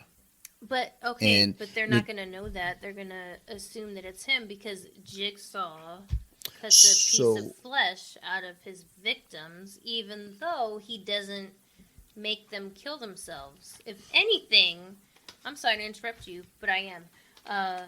Like technically, he's what is it, Doctor Death, Doctor Kevorkian. Kevorkian. Yeah, so if anything, he's a hero because physician-assisted suicide is still illegal in United States, and if anything, he's allowing people to either recognize, like the fat dude that got cut with the razors. He was like, oh, like, you want to cut your skin with razor blades, like either take your life or succeed through whatever it was like the tunnel of razors was. Yeah. I actually always forget about that one because that one is probably the fucking most horrific to me. I mean, well, okay, no. What about I think this is Saw 5, but like the girl that had cut off her arm to escape her abuser. But anyways, that's The pound of flesh, you mean? Oh, Where yeah. They had to like cut. They had to basically put. yeah. I didn't. Yeah. I mean, that wasn't Jigsaw though. That was No, I mean basically Jigsaw dies at the end of the third one, basically, and from that point, Yeah. Hoffman picks up the mantle. which I liked Hoffman until I didn't. There gets to a point when, and that's where again it starts to go off the rails because, with the story, because you start getting Yeah. all these different twists and turns and like, well, if something happens to, the ex-wife, then Dr. Gordon is to step in. It's like, come on, dude, like the to plan something like the movie Seven. So I'm sorry. It's just like people think it's funny and it's not funny. It's terrifying. So Seven, which is also another terrifying movie to me because again, these are regular ass people. But with Seven, the time that it took to be patient to do all of that, and then for everything to fall perfectly into place is fucking impossible. Yeah, So the seven deadly sins, and then the Yeah. last one, and Morgan Freeman figures it out, towards the end, and he's like, "Don't do it, like you gonna be number 7," and Brad Pitt's like, "Nope," and opens the box, and you never actually know what's in the box, but we all have. There's a million like, theories. We're pretty sure we know. yeah, what fuck was in their the box. theories. I mean, like we know what was in the fucking box. Yeah. Like the whole thing with Jigsaw and all these extra like plans and like protocols. But come on, dude. Seriously, get the fuck out of here. Yeah, It's not gonna honestly, happen. the first one was the only one that made logical sense from the beginning to the end. And it was the one Well, with yeah. the least budget and everything else. It was shot in 21 days or something like that, 18 days. It wasn't, Yeah, it didn't it- take a long time. Although the only thing that I thought was super random was Danny Glover's character. I liked him in Danny the movie. Glover is very random. You're right, he is, but it was just, it almost seemed out of place because it's like he popped up like, hey, like, oh, I've been through this before. He has a scar on his neck, blah, blah, blah. And you're like, okay. And you're waiting for more of a backstory. You don't really get one. You just get that he dies within the first or second movie, and then that's it. Danny Glover, yeah, he died in the first one for sure. I mean, his oops, whole, that was a different black guy in the second one. but he like his partner he got his throat slashed by Jigsaw Yeah. and his partner got shot in the head, so he was like, fuck this guy, I'm going to get him. But for the longest time they thought it was him, like because no one could pin it on anyone. Yeah. So everyone thought it was him. They thought it was the doctor, and then Zeb, Yeah, whatever. Zeb. Zeb. Yeah. The Um, creepy looking dude. then you were led to believe it was him. And that's what I loved about that movie is there's so much going on where it's like, okay, it wasn't so much that it was like so much twisting and turning as much as like you don't know who it really is. Whereas once you start getting to those later films, now they're making it a point to try to give you the twists and turns because, well, you guys love that in the first one and in the second one. So that's what we're going to, like the third one, they said with the third one, they tried to make it more character driven and emotional and have less twists, but it's like you still had, and that's not to say don't have twists, but when you watch the third one, you do get that feeling of the story that there is a lot more, for lack of a better term, heart. But once you start going to the 4th, 5th, 6th, and too many, it just becomes Yeah. more, um, murder porn and twists and turns. So John is okay. So physician assisted suicide is illegal in the United States. If anything, John was being a what is it, Doctor Kevorkian, helping people to fulfill either realize they want to die or not. So if anything, he was providing that small little plateau of, hey, you said that you wanted to jump off of the Golden Gate Bridge. Did you really want to jump? Majority of people that do jump off that bridge, they say that when it came down to it, that they didn't want to. So okay, he set up games, and if they made it through the games, they lived, and if they didn't, they died, which is essentially what they wanted in the first place. So, but also, okay, so from a morality standpoint, that allows them to, that they, from a morality standpoint, they didn't commit suicide, which is probably what they wanted. But then let's just say that John was like, hey, I'll be the angel of death, and you didn't commit suicide. You were, you know, it was an accidental murder, it was an accidental death. You're not getting hit with that suicide, so this way you don't go to hell, whatever people believe when it comes to that. So I don't think he was a bad guy. Okay. I mean, I'm not really arguing that he was or wasn't, to be honest. I mean, at the end of the day, whether, this happened, if this would happen in real life, he's on trial, I mean, that's not really, our say as much as it's, whatever the goofy justice system. I mean, it's hearsay and hearsay but this. Also, I mean, like, take Charles Manson, for instance. I mean, he didn't, commit the murders. His followers did. But, they went down too, but as did he. I mean, it's, in that weird vein where it's like, again, you didn't commit the crime, but, you set the table for the crime to be committed. Again, I'm, don't really care, whether it's that way or not, because in the series, he doesn't get taken to jail. He dies. And then it turns out that anyone involved doing it, picking up the mantle, they ultimately die as well.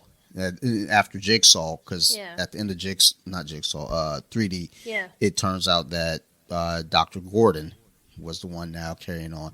And that's why they decided, hey, let's make another one, because there's a lot of unanswered shit here, because we have Dr. Gordon here. And even in Jigsaw, I don't really think they answered any of that. Not really. They just more so let you know that, oh, he's alive, but also a lot of the stuff was made possible because he's a doctor. Yeah. Which, I mean, with that being said, you could say, okay, since he's a doctor, like, why in the first movie, why didn't he figure out, oh, if I just, like, break or dislocate my ankle, then I can, like, slip out of the thing, blah, blah. And it's like, well, okay, he's a doctor. However, you have, well, at least to his knowledge, you have his wife and his child held hostage. On top of that, he had some sort of scandal. I think that he was cheating on her, whatever. Yeah, that was his alibi. Yeah. So there was that. And so then you have that, his family, his career on the line, and then that would lead him to obviously make rational decisions. So, and also, like, think about it, like, the chains that Adam and Dr. Gordon were in the first movie, it's really like a symbolism, because breaking free from the chains, like, I mean, Dr. Gordon, breaks free from the chains. He's either free from his marriage, free from his responsibilities, or he's even free to, pass on into the next life, and it's no fault of his own. Well, also, I think that's the thing though. There's a lot of we don't know in between there, because after the first movie, that's where he then gets picked up by John to become, the carrier of the torch, so to speak. So we don't know what happens in between there, like what's going on with this marriage, what's going on, with the family. Oh, I didn't think about that. So a lot of that's just kind of, like I said, when that Saw 3D ended, there was just a lot of unanswered questions, and people were like, well, we need more, which I don't know. I don't work in Hollywood. I'm glad I don't. But if somebody says we need more, I'm probably not going to give you more. I don't know that I own. I own all of the movies except for like 3D and everything after number 6, because I've only seen 3D once. I think I saw it in theater, and I was like, okay, I don't need any more. Okay, so like the reason why Amanda had to die was because, so she was like, oh yeah, Jigsaw saved me in the first one, and then she did not follow the directions, which, like, Jigsaw, I don't think Jigsaw actually wanted people to die. I think that he wanted people to realize, oh, you have a second chance, and what can you do with it? And yeah, Amanda just took his idea, ran with it, and she started trying to take out her anger. And also, so like she was an addict, right? So her new addiction, like she didn't beat her addiction to, I think it was heroin, I'm assuming, because in the second movie it was needles, and that was her, so I'm assuming it's something to do with needles, let's say heroin.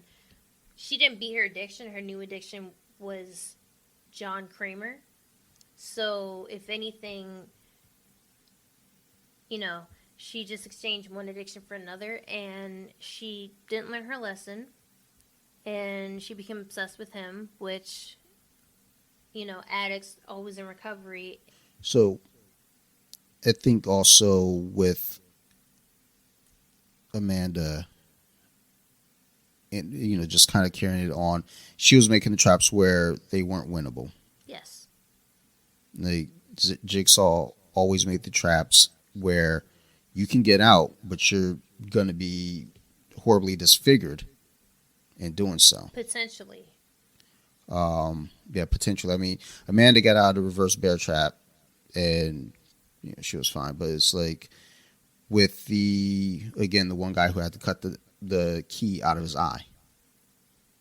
I don't remember what his story was, but let's just say, for instance, the fat dude with the razors.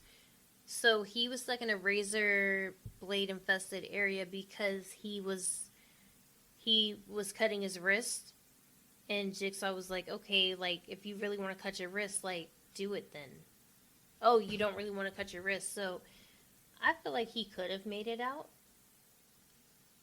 but because he didn't really want to cut himself, then he didn't. Yeah. Which was kind of the point. But well, yeah. With that, that was kind of, the idea was like, look, you play this game.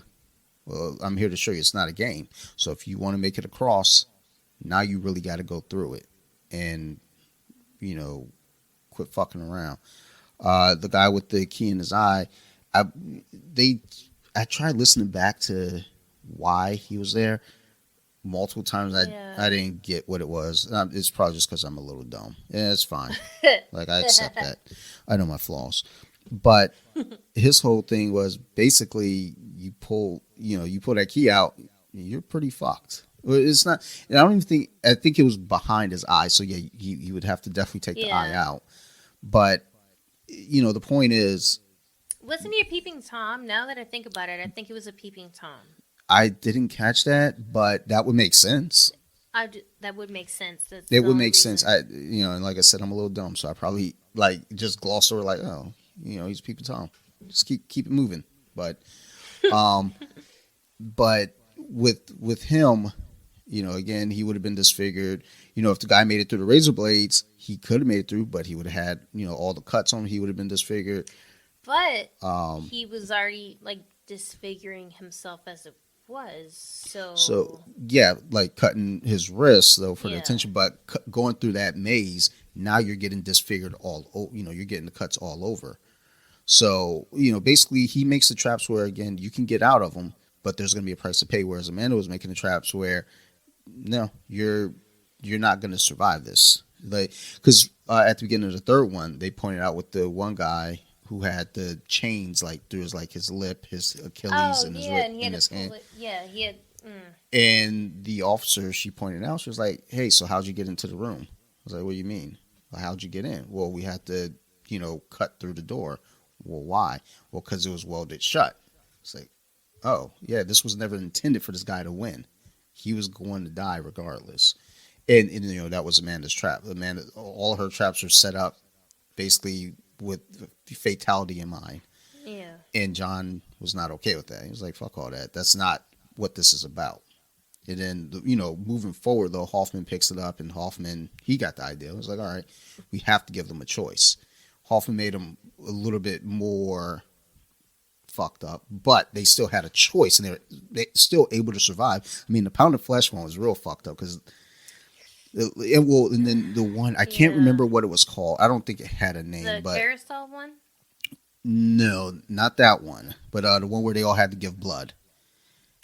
Oh, that And one was okay. So it, that was number 5, and that was awful because if they had all survived yeah, through, yeah, if they they'd all all just had to give survived a little all bit. of the, yeah, then it would have been what, like a pint, 2 pints from each person, Yeah. which was fine. But like because there were only what 2 left, then No, there were 5 of them in there, I believe. right. Yeah, But they could like have. when by the time they got to like the end of it, then it's oh, okay. Well, 10 pints is going to kill somebody, but if it was 2 pints from 5 people, then they would all be fine. Yeah, but when you're in a panic situation like that, though, are you really thinking clearly? Because I know I wouldn't be thinking that. It makes sense, but if I'm in a panic situation, I'm probably like, hey, so one of y'all motherfuckers got to go. Like, I mean, if there's only 2 of you, let's draw straws. Like, I'm not in it, or they're sitting there, look at each other. 1, 2, 3, not it. Oh, you're the last one. Looks like it's gonna be you, Bucko. it's like, oh, Megan Good, like, put your fine ass in that little tub over there and, like, get electrocuted. Like, it's fine. It's like, all right, you'll be all right. Ain't nobody gonna be mad about it, right? Well, except for you. Yeah, well, Can we just say that, I mean, as far as I'm concerned, this is the first horror movie where the only victims, at least, okay, Saw 1, the only victims were white men. You didn't have, oh, the black guy dies first, or, oh, the half naked chick running through the forest, gets clapped by, I don't know, Tarzan or something. Like, Well, to be fair, there's no forest. how dare you? But yes, because the budget was so small, they didn't have you know what. So, anyways. So, Amanda was a monster from the beginning because she not only decided that Adam shouldn't have a way out, but she knew that he had what is it? Not the glowworm. Jesus Christ. Yeah, the key. The glow stick with the key, and instead of putting it in his pocket or putting it somewhere where he would see it, she just like threw it in the tub, and then it went down the drain. So like, yeah, no, Amanda was the real villain. I mean, I remember watching that the first time and seeing that shit happen. That shit still blows my mind. It's like, yo, son, pay attention. You see that glowing thing? Catch it. Oh, never mind. You all right? Like, okay, do people get mad at Batman for avenging his parents' death? Believe it or not, a lot of people do bitch about that. Okay, well that's fine. I was just asking. It's I like honestly, but like we're in a world now where the internet exists and everybody has a voice and everybody wants to use that voice to complain about something that means nothing. It's a fictional character. Who cares? Batman goes out and cripples criminals. They're like, he cripples them and then he asks the questions later, but he gets his answers. So yeah, like I said, Jigsaw is Oprah. Amanda's Phil McGraw. She thinks that she's a doctor. She thinks she's Dr. Phil, but she's not. So, if anything, she's wasting people's time and she's taking their lives. I feel like too with Amanda, it's just she didn't understand the instructions. No, no, time out. So she got out of the bear trap. She freed herself. She was an addict and she chose violence. So instead of her saying, "Oh, I have a second chance and I want other people to have a second chance." Okay, fair enough. Like that's really dark. That's a really dark way to introduce that lifestyle to other people, but you know what? I don't John Kramer is not the villain. It's Amanda. So with the franchise, ultimately, um, whatever I take from it, it was fine. Like I said, I want to talk about the first three, even four, but you get to a point where it just starts to go off the rails. It gets super convoluted. It is just there's just shit that's going on that at some point they make it make sense.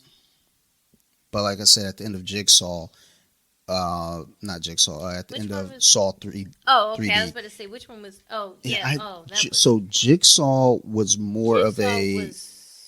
because the way that it took place back at some point, and then when you get to the final reveal, it's later, like Yeah, years there. later. Okay, so there was the one where Jigsaw or John Kramer, and I just feel like we need to differentiate because John Kramer and whatever, but like his wife.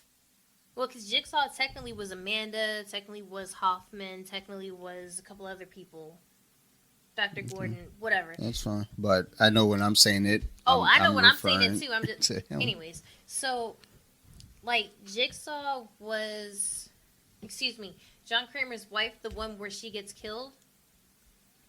That's not Saw 3D, that's Jigsaw, right? No, she gets killed before Jigsaw. She gets. I don't know. I want to say 5, I want to say 5 too. but I honestly, like I No, said, actually, no, it's not 5. I think it's Saw 3D. maybe Because they have. that would make sense. You're right. You're right. It would make sense because that Gordon was supposed to step in if anything were to happen to her. So at the Yeah. very least, it happened in the one before 3D or in 3D. But I would say 3D also. Yeah. It's like I haven't watched any of these movies, like discounting 1 through 3. I haven't watched these movies in over a decade. Well, that's. Well, I don't want to say over a decade, but Okay, sorry, because I was like, well. because some of these came out later, but Yeah. I haven't watched them in a while. And those later ones, I only watched once because again, it was just really going through the motions. Like, okay, I'm gonna go ahead and see this in the theater because I saw the other one in the theater, keep the tradition alive, and then I was like, all right, I'm gonna buy them because I'm dumb. I spend money for no reason. Yeah, no, I watch at least the first 3 or 4 every Halloween or around Halloween. So I used to. I used to have it in the regular rotation of all the horror movies that because I start watching horror movies like August, just going through that. And Saw was usually September. And I think I just got to a point where I was like, you know what? There's so many more movies out now, but also I think I just got over the whole. So, or if anything, I will watch the first one because it's like, oh my god, yeah. that I did enjoy the second one, just the ideal of it, but It still had a pretty good twist at the end. yeah, and like he told I can't remember the fucking officer's name, but he told Donnie Wahlberg, like, just sit here, Yeah. sit here and talk with me, and all the answers will be revealed. And had he sat there, the safe would have opened, and the kid would have popped out.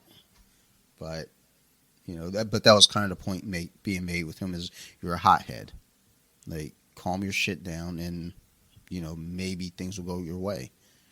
But those two, always enjoyed.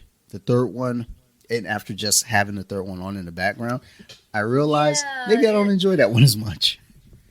So basically, with the franchise, ultimately, it's fine for what it is, especially 1 through 3. Oh my god, number 1, amazing. Yeah. The theme, the music, it's not even a cult film, but it feels like it should be. Yeah, yeah. And it's funny because I think that because it's a low budget film, it falls in that category. But it did really well in the theater, so it shouldn't be cold. It's everybody knows about Saw. The second one, a little different, but still in the same theme. Still was a good film. They had what is it? Beverly Mitchell from Seventh Heaven, letting you know that no one's safe. Yeah. But that's things like that though matter. Mm-hmm. Like you got to just keep it rolling. Like, Yeah. let them go. And then the third one, upon rewatching it, it's fine. I could probably do without, but it's fine. It had a lot of potential. It was necessary, I guess, and the develop. It wasn't a waste. True. You didn't sit there like after it and be like, "Oh, okay." It was like, "Oh, okay, cool." Like another couple little puzzle pieces, or if you will, to add into the puzzle, and then you're like, "Oh, this is what the picture's supposed to look like." So I will say this about 3. What kind of makes sense now, think about it too, because that's really where you start to get the story roll into what we have as the current. So at the very least, we could say 3 set up the franchise as you move forward, but really they could have just stopped at 3. They could maybe, well, no, because 4 at that point now you're too far in. Yeah, and it's okay. We rolling. needed 4 because we needed to know why he was doing what he was doing. So because they gave that story in 4 is why 4 is necessary. But then once you're in that story, now you got to have the rest because they've already set it where it's in motion. Versus if they stop at 3, do we really need the story? I mean, because we know the story, we feel like we need the story. But if you never got the story, people are going to ask for it. But it's like 1 through 3, good in my book, good trilogy. After that, dunzo. So we can go ahead and wrap up on that because I think we've said all we need to say about the Saw franchise. So, Aleana, Yes, sir. thank you for being my guest for this episode. Oh my God, thank you for having me. This was so great. And to everyone out there that's listening, as always, thank you. If you all have any questions, concerns, you know where to reach me, bjj.wiki or Off the Mats Podcast, both on Instagram, email. It's there. It's all in the notes, all that stuff. Big shout out to Armbar Addict. I'm rocking her shirt right now. Check out Allie and Oh, Eric. that's what that says. The couple good kids trying to get their brand out there. So go give them a follow, Armbar Addict on Instagram. Go check out the website as well. Big shout out to Nerd Rage Radio, Bobby, Joe, Chris.